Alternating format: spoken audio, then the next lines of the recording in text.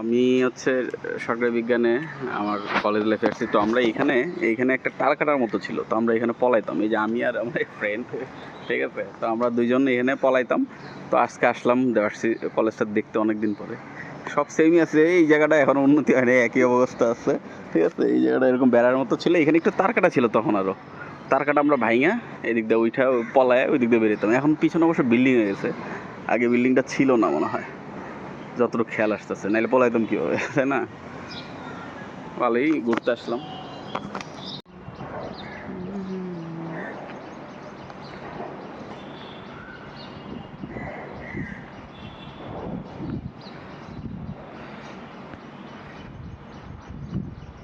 অনেকদিন পরে আসলাম।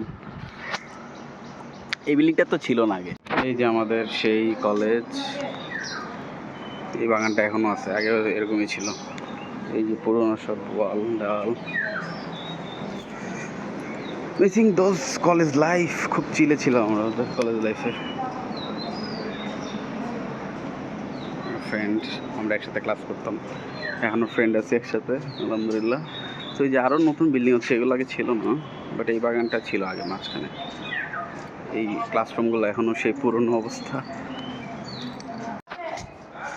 এই যে আমাদের ক্লাস এই ভিতরে ছিল, যত খেয়াল আসতেছে।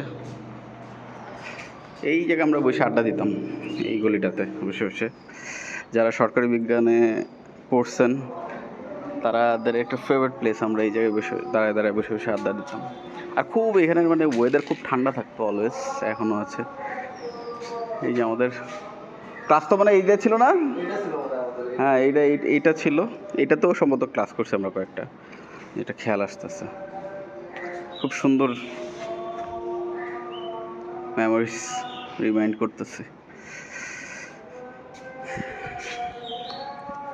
খুব শান্ত পরিবেশ মিস করছি, ওই অনেক টাইম আগে এখানে আসছিলাম, আবার এখন আসলাম দেখতে আজকে।